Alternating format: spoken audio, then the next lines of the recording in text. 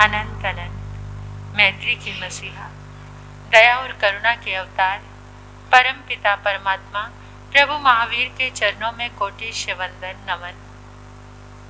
आप सभी का हार्दिक अभिनंदन। आप सौभाग्यशाली हैं जो परमात्मा के दिव्य वचनों को श्रवण कर रहे हैं। एक छोटी बच्ची 9th क्लास में पढ़ने वाली अपनी माँ के पास आई और माँ को कहने लगी, माँ मुझे जैन साध्वी बनना है। माँ ने कहा, तुमने तो कभी किसी जैन साधु को देखा भी नहीं, ये बात मन में कैसे आई? बच्ची ने कहा कि मेरी मौसी की लड़की वो साध्वी बनना चाहती है, उसके साथ मुझे बहुत प्यार है। सुन लेना ध्यान से, मेरी मौसी की लड़की जैन साध्वी बनना चाहती है, मुझे उसके साथ बहुत प्यार है, तो मुझे भी साध्वी बनना है। माँ ने कहा, तुझे पता है तेरे पिता कैसे हैं? तुझे भी जान से मार देंगे और मुझे भी जान से मार देंगे, वो नहीं बनने देंगे। बच्ची का दिमाग बहुत चलता था, बहुत अच्छी मेधा, प्रज्ञा बड़ी अच्छी। उसने कहा, माँ कुछ प्लानिंग कर लेते हैं कि ऐसा एक ड्रामा हो जाए कि पिता को लगे कि बेटी मर गई है, फिर तो कुछ नहीं कहेंगे, ना तुम्हें मारेंगे और ना मुझे भी, मैं भी जैन साध्वी आराम से बन सकती हूँ। माँ ने कहा, पागल है, ऐसा कभी होता है? मैंने कहा, नहीं, ध्यान से सोच कर देखो। बच्ची ने कहा कि ध्यान से सोच कर देखो कि ऐसा हो सकता है। तो पता नहीं, कहते हैं कि जो भाग्य में लिखा होता है उसको कोई टाल नहीं सकता, मार्ग वैसा ही बन जाता है, वैसी सोच, वैसा ही सब कुछ। होनहार को कोई भी टाल नहीं सकता। कुछ पूर्व जन्म के संस्कार, जो बच्ची का जन्म ब्राह्मण परिवार में, कभी भी किसी जैन साधु को देखा नहीं, किसी जैन साध्वी को देखा नहीं, कुछ भी नहीं आता, लेकिन एकदम भावना इतनी तीव्र हो गई। और क्या था संस्कार कि मौसी की बेटी के साथ बहुत प्यार था, उसके साथ ही रहना है, उसके साथ ही खाना, उसके साथ ही सोना, यानी सब कुछ बहुत प्रेम था उसके साथ, कि जो उसने करना है वही मैंने करना है। तो माँ के विचार बहुत अच्छे थे, बहुत धार्मिक थी वो, और साधु संतों से बहुत अति प्रेम था। तो माँ ने कहा कि कैसे होगा? बच्ची ने कहा, ऐसा करते हैं कि गंगा स्नान के लिए चलते हैं, हरिद्वार गंगा स्नान के लिए चलते हैं, और कह देना कि बच्ची का पांव फिसल गया और वो गंगा में डूब गई।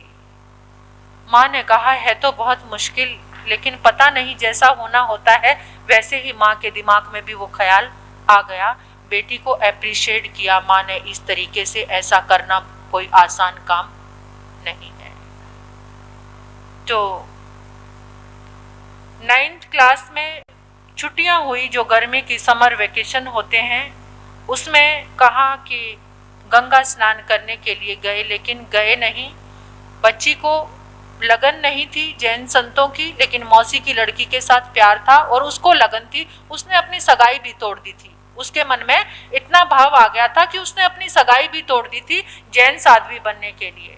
और वो जैन साध्वी, यानी वो बच्ची की कहानी किसी और की नहीं, वो कहानी मेरी ही है।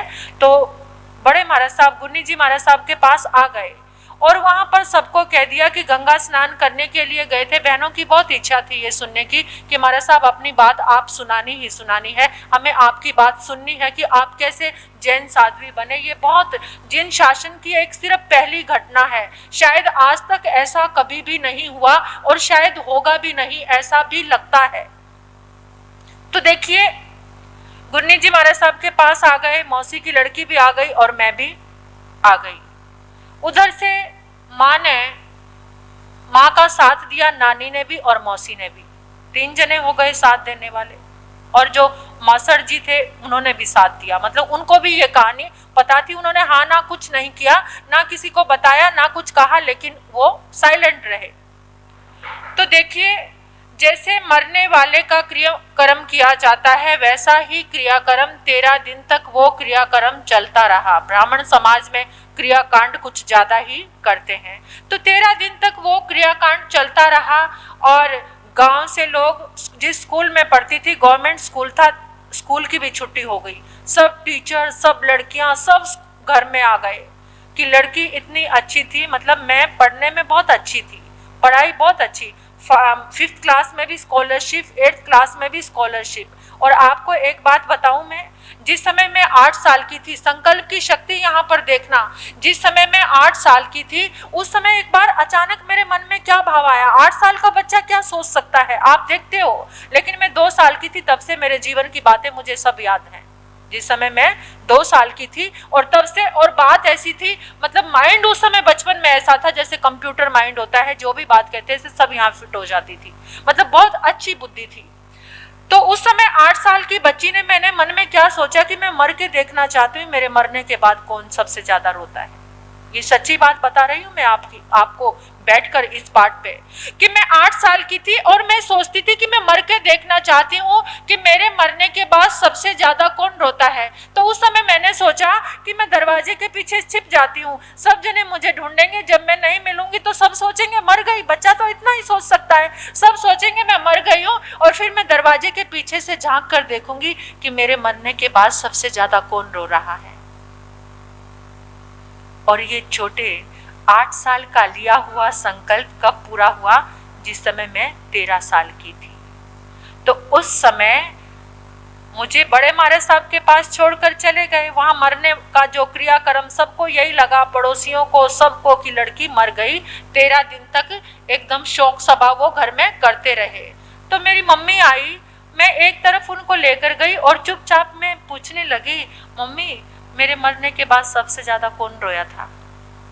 बिल्कुल वही बात जो 8 साल की बच्ची ने सोची थी, मेरे मरने के बाद सबसे ज्यादा कौन रोया। मम्मी कहती कि मरने के बाद बेटा सबसे ज्यादा कौन रोएगा, मैं ही सबसे ज्यादा रोती थी, बेहोश हो जाती थी रो रो कर। ये सोचती थी मैंने अपने हाथों से अपनी बेटी को मार दिया, अब वो कभी भी इस घर में नहीं आएगी। मतलब माँ मिलने जा सकती है। और जो छोटा भाई था वो बिल्कुल 2-2.5 साल का था, जो छोटा भाई था वो 2-2.5 साल का था। वो आकर कुछ बोलते उसको, वो मम्मी के साथ आता था, मम्मी उसको लेके आती थी जब मुझसे मिलने आती थी। तो वो जाके घर में छोटे बहन भाइयों को, मतलब मेरे से छोटा भाई था, फिर उससे छोटी बहन थी, जो बहन आकर इसी धर्म सभा में बैठी हुई है। तो ये जब पूछते थे कि कहाँ गए थे तुम, तो वो छोटा सा इशारे से बताता था वहां झंडा था, उसे और कुछ बोलना नहीं आता था, वहां पर झंडा था, मतलब स्थानक में जो जैन धर्म का झंडा। तो इधर से बड़े महाराज साहब कहते हैं कि जिस समय हम दीक्षा देते हैं, माता पिता की आज्ञा बहुत, बड़े महाराज जी को कुछ नहीं पता कि ये सब क्या करके आए हैं, गुरनी जी को कुछ पता नहीं कि ऐसे मर के आई है लड़की। जब माँ आई, मौसी आई, नानी आई, तो इनको लगा कि आज्ञा है, अच्छे से छोड़ कर गए हैं।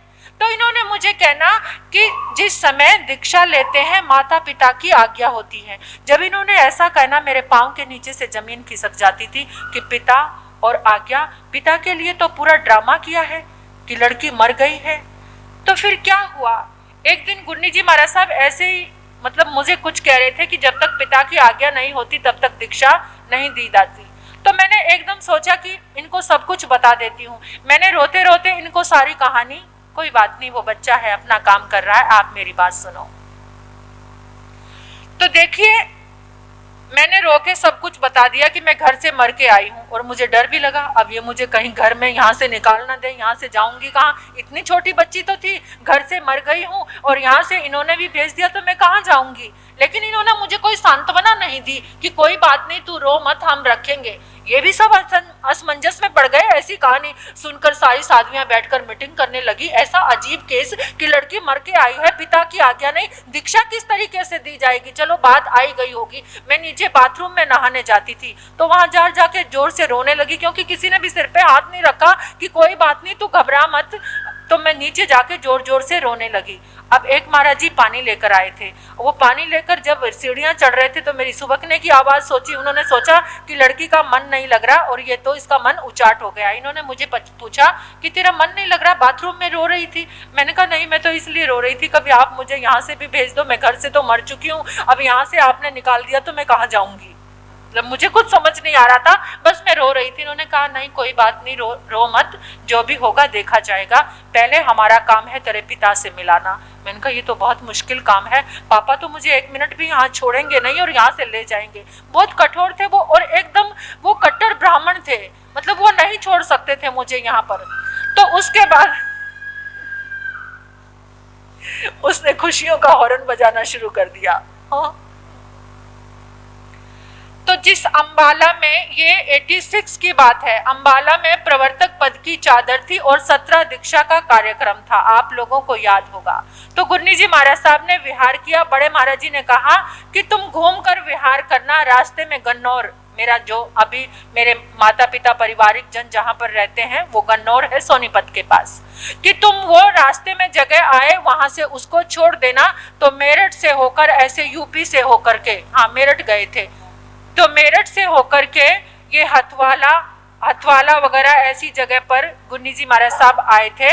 तो हथवाला से समालखा निकलता था रास्ता, समालखा में आ गए। समालखा मंडी नाम सुना है ना आपने, देखा भी होगा।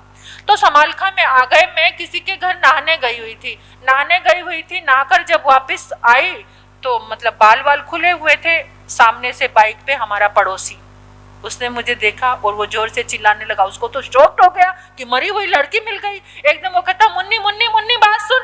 अब जितनी देर में उसने, मैं बहुत होशियार थी, मैंने सोचा अगर इसने अभी मुझे पकड़ लिया तो मैं जिंदगी भर इसकी पकड़ में ही रहूंगी, फिर मैं यहाँ कभी नहीं आ सकती। तो मैं फटाफट भाग के ऊपर स्थानक में चढ़ गई। जितनी देर में उसने बाइक मोड़ी, तो मैंने कहा गुन्नी जी मुझे किसी ने देख लिया, मुझे बचा लो। इन्होंने कहा जल्दी से अंदर चली जा। मैं अंदर गई। छोटे महाराज जी थे, निधि ज्योति जी और एक महाराज जी और थे। तो उन्होंने कहा कहाँ छिपाएं। मैं इतनी भोली भी थी, मैंने मुंह पट्टी लगा ली। मैंने सोचा मुंह पट्टी लगा के वो मैं पहचान नहीं आऊंगी उनके। तो महाराज जी ने कहा ऐसा थोड़ा होता है, मुंह पट्टी लगा के वो तुझे पहचान लेंगे। फिर मैंने कहा मैं क्या करूं, समालखा में आगे भी सीढ़ी है और पीछे भी स्थानक के सीढ़ी है। तो मैं पीछे की सीढ़ी से उतर के लाके नीचे बाथरूम में छिप गई।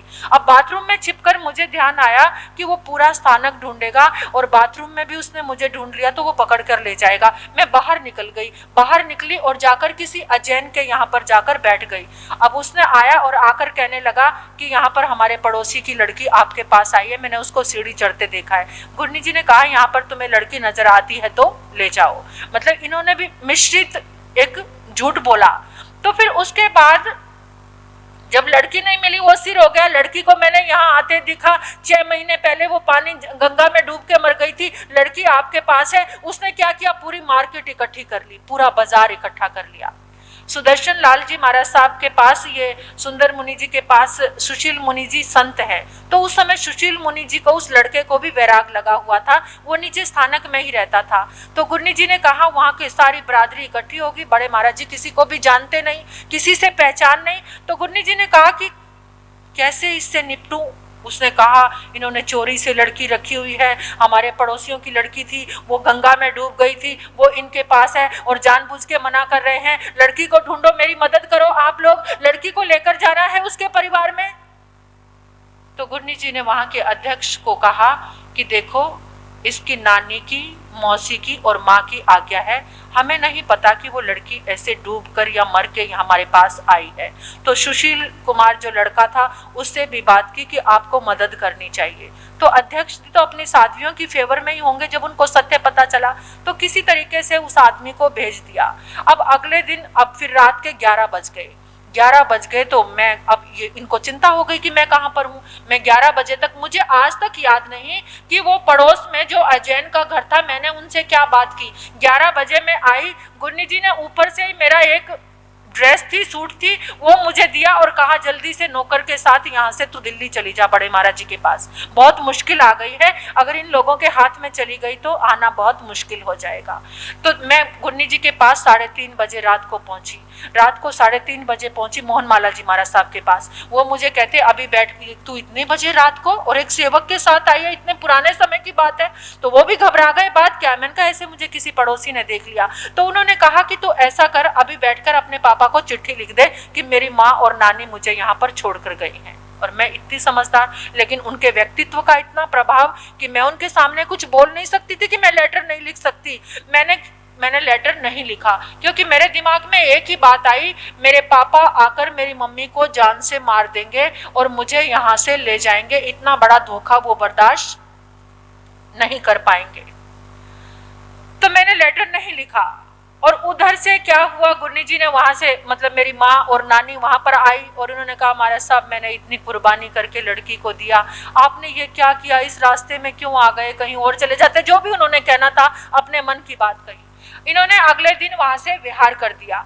विहार किया तो वो पड़ोसी 10-10 लोगों को बाइक पे लेकर आने लगा, मेरी फोटो लेकर आता, इस लड़की तुम्हारे पास है, पीछे ही पड़ गया वो तो गुरनी जी के, कि लड़की तुम्हारे पास है, लड़की हमें दो। इन्होंने 10 दिन उसको झेला और 11वें दिन कहा कि अब मैंने FRI दर्ज कराने लगी हूं, अगर कल से तुमने आकर मुझे परेशान किया तो पुलिस कार्रवाई करेगी। जब लड़की हमारे पास नहीं है तो तुम हमें परेशान क्यों कर रहे हो। जहां इनको अंबाला जाना था, दिल्ली में सुभाषवती जी महाराज साहब स्थानापति थे, गुरनी प्रवेश कुमारी जी महाराज साहब के माता जी, वो गिर गए, उनकी कुल्ले की हड्डी टूट गई। जहां इनको अंबाला जाना था तो ये वापस दिल्ली आ गए। अब ये दिल्ली आए तो बड़े महाराज जी, आजकल की सेवाएं तो थी नहीं कि फोन पे ये बात भी हो जाती, वो बात भी हो जाती, वो तो बहुत पुराना समय था। तो गुरनी जी ने आकर कहा कि पुनीत, तूने, शांता कहते थे इनको, शांता तूने कैसी लड़की को रखा है, ये तो मुझे कच्ची लगती है। मैंने इसको कहा कि अपने पापा को चिट्ठी लिखी, इसने चिट्ठी नहीं लिखी। मैं शॉर्ट में सुनाऊंगी, कहानी तो बहुत लंबी चौड़ी है। तो मैंने गुरनी जी को, इनको सब बात कर सकती थी, मैंने इनसे कहा मेरे पापा आते ही मेरी मम्मी को गोली मार देंगे और मुझे यहाँ से ले जाएंगे, इसलिए मैंने लेटर नहीं लिखा, कुछ और काम करते हैं। तो मेरी माँ को बुलाया और कहा इसके पापा के पास तुम ही पहले तार भेज दो पड़ोसियों का कुछ जाने से पहले, और ऐसे कहो कि लड़की हमारी जिंदा मिल गई है। तो ऐसे कुछ कार्रवाई की, तार भेजा, पापा आए। अब गुरनी जी ने कहा कि देखो हम लोग झूठ नहीं बोलेंगे, तेरे पापा को कैसे समझाना है तू ही हैंडल करना। मैं कितनी छोटी बच्ची, लेकिन आप विश्वास करते हो, उस दिन से लेकर आज तक मुझे धर्म पर ऐसा विश्वास हुआ। मुझे नहीं पता था मैं खाना क्या खाती हूँ, कंघी कैसे करनी है और कैसे क्या करना। मेरे हर समय हाथ में माला रहती थी, मैं महासती पार्वती जी महाराज साहब की माला करती थी और यही माला करके मांगती थी कि मेरे पापा मान जाएं और मुझे यहाँ पर छोड़ जाएं। मम्मी पापा को लेकर आ गई राणा प्रताप बाग का स्थानक, आगे स्थानक, पीछे की साइड सिलाई सेंटर था। अब तो रूप चेंज हो गया, पीछे सिलाई सेंटर था। मेरे पापा आए, आकर रोने लगे मुझे देखकर। मैं तो सोच भी नहीं सकती थी कि वो रोएंगे, और मुझे सारी कहानी पूछने लगे कि किस दिन डूबी थी, क्योंकि उन्होंने जाल भी डलवाया था जाकर हरिद्वार में। जाल मतलब कोई डेड बॉडी होती तो वहाँ कुछ मिलता, जाल भी डलवाया उन्होंने। 3 दिन तक बेचारे वहाँ पर वो रहे और उन्होंने बहुत सारे उपक्रम किए, लेकिन मैं कहीं पर होती तो मिलती, जब थी नहीं तो मिलती कहाँ से। तो उन्होंने मुझे पूछने लगे कि किस दिन डूबी थी, सारी कहानी मैंने बता दिया, ऐसे डूबी। कहते फिर यहाँ पर कैसे पहुंची। मैंने कहा मैं भी कहानियां गढ़ने में बड़ी होशियार थी। तो मैंने क्या कहा, तो मैंने भी, क्योंकि कुछ प्लानिंग ऐसे ख्वाब से, अगर ये झूठ मैं नहीं बोलती, ये झूठ नहीं बोलता तो मैं पट्टे पर नहीं बैठी। कभी कभार झूठ भी इंसान के जीवन का श्रृंगार कर देता है। तो मैंने क्या कहा, पापा को कहा कि पापा जब मुझे होश आया तो मैंने अपने आप को एक बूढ़ी औरत के हाथों में देखा। वो बूढ़ी औरत ये जैन गुरुजी के पास आती थी। उसने बहुत बार कहा कि बेटा तुम मर गई थी, हमें गंगा के किनारे मिली हो डूबी हुई, और अब तुम अपना एड्रेस बता दो, हम तुम्हारे घर पहुंचा देंगे। मैंने कहा मैं तो डूबी गई हूँ, उन लोगों के लिए मरी गई हूँ, आप जिन गुरनी जी के पास जाते हो आप मुझे यहाँ पर छोड़ दो। तो मेरे पापा कहते मुझे उस बूढ़ी माँ का एड्रेस चाहिए। आखिर तो वो मेरा बाप था। हाँ, बोला कि मुझे उस बूढ़ी माँ का एड्रेस चाहिए, और मैं भी उनसे 2 कदम आगे। मैंने कहा जिस दिन से वो यहाँ पर मुझे छोड़ के गई ना, उस दिन के बाद आई नहीं।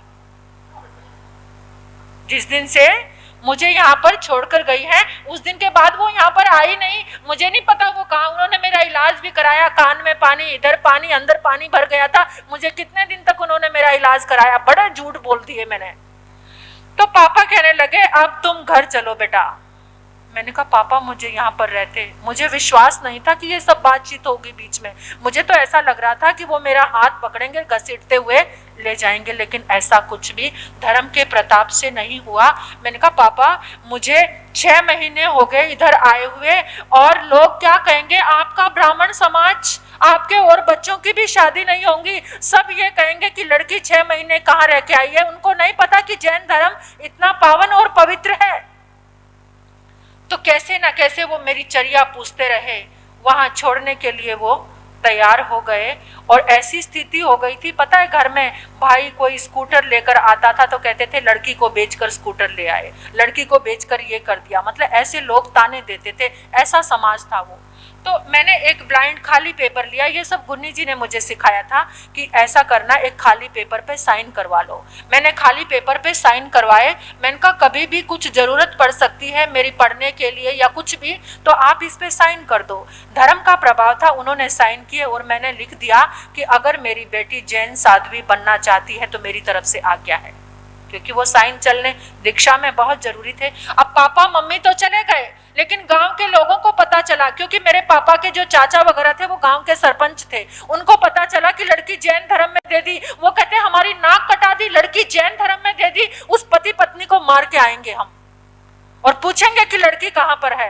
वो तो रिवॉल्वर लेकर आ गए। पापा तो मिलिट्री में, मतलब जहां थे उनकी, जहां पोस्टिंग थी वहां चले गए, लेकिन मम्मी को आके उनके छोटे देवर तक ने उनको चांटा मारा कि लड़की को जैन धर्म में दे दिया, हमारी नाक कटवा दी। 15 लोग इकट्ठे होकर, जो राणा प्रताप बाग का स्थानक था, मुझे तो गुन्नी जी ने फिलौर भेज दिया था, अपनी बहन के यहाँ पर फिलौर भेज दिया था। तरसेम चंद पहलवान का परिवार है यहाँ पर फिलौर, गुन्नी जी, मोहनमाला जी महाराज साहब की बहन, उनके यहाँ पर मैं तो 1 महीना वहां रही। वो लोग 15 लोग इकट्ठे होकर आते और जहां सत्या गोचरी को जाती उनके पीछे पीछे जाते।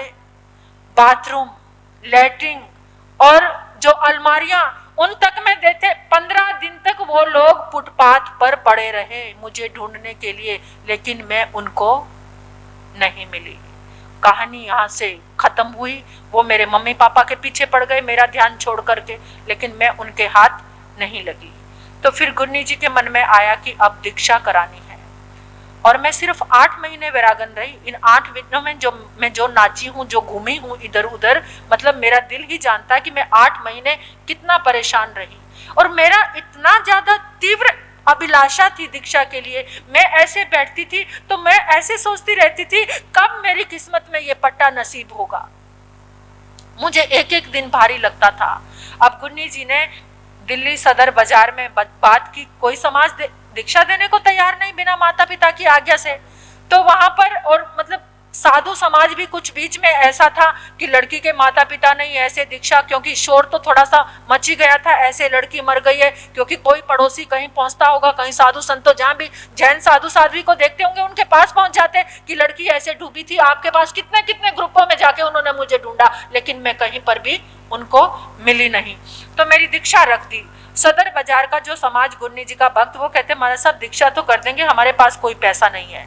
गुन्नी जी कहते चिंता मत करो। और दीक्षा भी बहुत ऐसी हाईलाइट नहीं थी, ना कोई पोस्टर ना कोई कार्ड, लेकिन वो कहते थे आप चिंता मत करो, जब तक इस लड़की के तन पे ये बाना नहीं आएगा तब तक कोई हाथ नहीं लगा सकता। हमने पुलिस की पूरी कार्रवाई अपने साथ कर ली। और गुन्नी जी कहते थे मेरी रथ यात्रा निकली थी कि रथ में बैठी थी, हमें ऐसे, मुझे हर समय ऐसे डर लग रहा था कोई आएगा हाथ पकड़ के खींच के ले जाएगा, लेकिन दीक्षा में किसी को भी नहीं बुलाया, माँ को भी नहीं, किसी को भी नहीं, कोई दीक्षा में नहीं आया। वही ब्लाइंड पेपर जिस पर मैंने लिखा था वही संघ को दिखाकर मेरी दीक्षा की गई। और दीक्षा के बाद मुझे जो आनंद आया वो आज मैं उस आनंद में हूँ। फिर मैं अपने गांव में गई थी, जो पैतृक गांव था जहाँ सरपंच वगैरह रहते थे, उन्होंने सबने मुझे क्षमा याचना की, लेकिन मेरे पापा इस बात को बर्दाश्त नहीं कर पाए। उन्होंने अपनी नौकरी आदि छोड़ दी। मुझे बहुत प्यार करते थे वो कभी मुझे मिलने नहीं आए, कभी भी मिलने नहीं आए। जब हम रास्ते में जाते थे तो मिलने आते थे और मिलकर ऐसे आंसू बहाते रहते थे, मतलब पूरी तरह से अपनी जिंदगी को जैसे बर्बाद कर देता इंसान। उन्होंने जैन धर्म को कभी स्वीकार नहीं किया, मतलब ये उनका पाप का युद्ध कह सकती हूँ मैं कि इतने अच्छे धर्म को उन्होंने स्वीकार नहीं किया। वो मोह ममता में पड़े पड़े उनकी जिंदगी मतलब खत्म हो गई, लेकिन उन्होंने कभी भी जैन धर्म को स्वीकार नहीं किया। लेकिन घर में मेरी माँ बहुत खुश होती थी, जो भी कोई साधु साध्वी बनता। अब तो पूरा घर जैन धर्म को फॉलो करता है। भाई भी, छोटी भतीजी भी बन गई, इतना प्रभाव। गौतमी महाराज जी संसारी पक्ष से मेरी भतीजी हैं, तो जिन्होंने कल बोला था वो गौतमी जी महाराज। तो अब इस तरीके से मेरी दीक्षा हुई। और कैसी लगी आपको ये दीक्षा? ऐसी दीक्षा कभी सुनी है आपने? लेकिन मुझे बहुत गर्व है, मुझे जिन शासन मिला, ये यात्रा इस जन्म की नहीं है, ये पूर्व जन्म के संस्कार हैं। पूर्व प्रश्नों के उत्तर, ये पूर्व जन्मों के संस्कार हैं। देखिए, मैंने ब्राह्मण, आप जैन होंगे, मैंने ब्राह्मण परिवार में जन्म लिया है। आपको मंदिर में जाकर घंटी बजाना अच्छा लगता होगा, आपको मंदिर में जाकर पूजा करना अच्छा लगता होगा, लेकिन मुझे ऐसा लगता है कि एक माला लोगस की कर लो, एक माला नवकार मंत्र की कर लो, तुम्हारी सब चीजें पूरी हो जाएंगी। इतना गहरा विश्वास है मुझे जिन शासन पर, जैन धर्म पर, और मैं बहुत प्रफुल्लित हूँ। हर समय ऐसे लगता है कि संसार में आग लगी हुई है और कहीं संरक्षण है तो इस जीवन में है, कहीं आनंद है तो इस जीवन में है। अब तक घर में कोई नवकार मंत्र की माला किए बिना कुछ भी नहीं करते, बहुत धर्म ध्यान करते हैं। मेरी जो संसारी बहन है वो तो 9 समायिक करती है, 11 अध्ययन उत्तराध्ययन सूत्र के पढ़ने के बाद ही पानी वगैरह लेती है, सुख विपाक ये सब चीजें पढ़ना। मतलब ऐसा विरासत में जिन शासन मिला, जिन धर्म मिला, जिन धर्म की आराधना मिली, तो मैं हमेशा ऋणी हूँ गुरनी जी महाराज साहब की, कि जिन्होंने इतनी मुश्किलों का सामना करके मुझे दीक्षा दी। कोई और होते कमजोर से तो घर में भेज देते, लेकिन इन्होंने डटकर मुकाबला किया और मेरी दीक्षा का काज रचाया। तो ऐसे दीक्षा दाता को भी, ऐसे गुरनी मैया के चरणों में मैं बहुत कृतज्ञता ज्ञापित करती हूँ। मैं तो राह का एक पत्थर थी, इन्होंने तराशा, इन्होंने शब्द दिए, आवाज दी, ये बाना दिया, बोल दिए, हर कुछ इनकी ही देन है। इनके ही कारण मैं इस पाठ पर हूँ और आज आपके समक्ष 2 अक्षर बोलने के काबिल हूँ। और फिर मैं 9th क्लास में थी, पढ़ते पढ़ते मैंने यहाँ पर पढ़ाई की, पीएचडी तक मैंने शिक्षा ग्रहण करी, जैनिज्म पे पीएचडी की। तो ये सब गुरनी जी महाराज साहब का ही आशीर्वाद है, उन्हीं की कृपा है। सबकी बहुत इच्छा थी